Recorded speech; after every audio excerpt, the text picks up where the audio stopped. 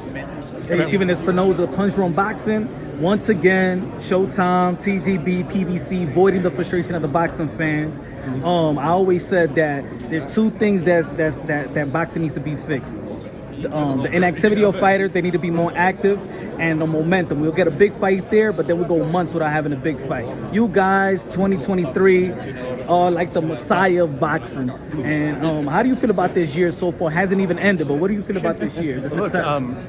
Look, we're thrilled with it. Every time we think we hit a peak, we do a big event, like there's another big event right behind it. If we look at this event, one of the bigger and more exciting of the year.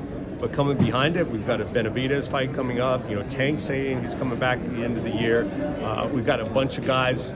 We've got Jaron Ennis who's looking to get back. We've got a Matias fight that has been made. We've got all kinds of good fights. The depth of talent is just unbelievable right now. So I think the reality is we can keep this going for a long time. Hey, David Benavidez started this whole thing with Caleb Plant. He might be ending it with Demetrius Andre. Is that the fight, and when is going to be announced?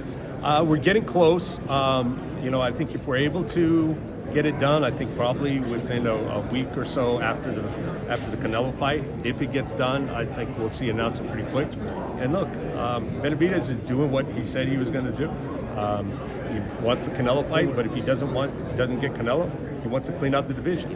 So you got Caleb Plant. He's asking for Andre. He's been talking about Morrell.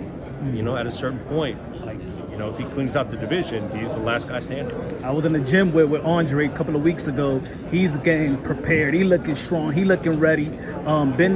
And David Benavidez, I spoke to his dad in another platform. They all ready. That's going to be a big fight, and it's good that David Benavidez will close the bout.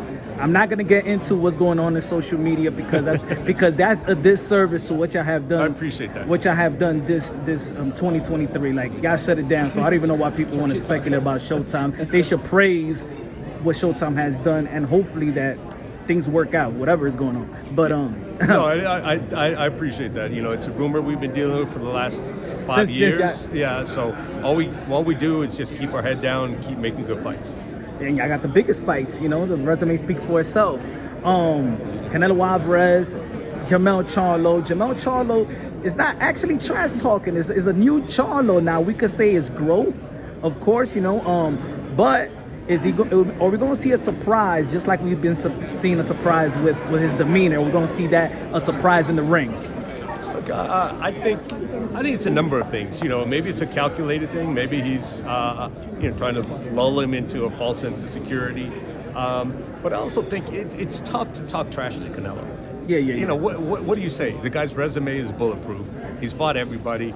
He's got all the things on his record. He's got everything. What are you going to say? It's sort of like, what do you give the guy who has everything? What do you say to the guy who's achieved everything? You can't really trash talk him. I actually feel like it's good because you heard about great athletes. They always, like Michael Jordan, he'll look at something, just a little thing for motivation because what else can motivate? Yeah. So Canelo Alvarez is saying that Jamel Charlo, he's saying that he never felt that he had good skills, but we never heard Jamel Charlo say that. We heard Jamal. Right. So is Canelo Alvarez looking for motivation because Jamel Charlo's not giving him that type of trash to motivate him? So it's an interesting point. You don't usually see a lot of emotion from Canelo. He's very calm and cool and calculated.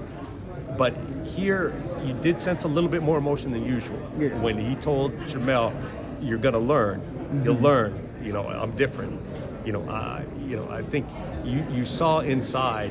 He's usually pretty laid back, but that I think shows his mentality. It sort of, uncovers the mentality he's got inside. I do think that Jamel Charlo, with the tutelage of adding Joanne Guzman with Derrick James, the Trainer of the Year recipient, he's been a complete fighter. I do think, and a lot of people are speculating about Canelo Alvarez's stamina of late, as he alluded to as well, that he has been 100%. So this is probably the right time for Jamel Charlo if people see the underdog in favor. Do you think it's the right time for Jamel Charlo to capitalize off?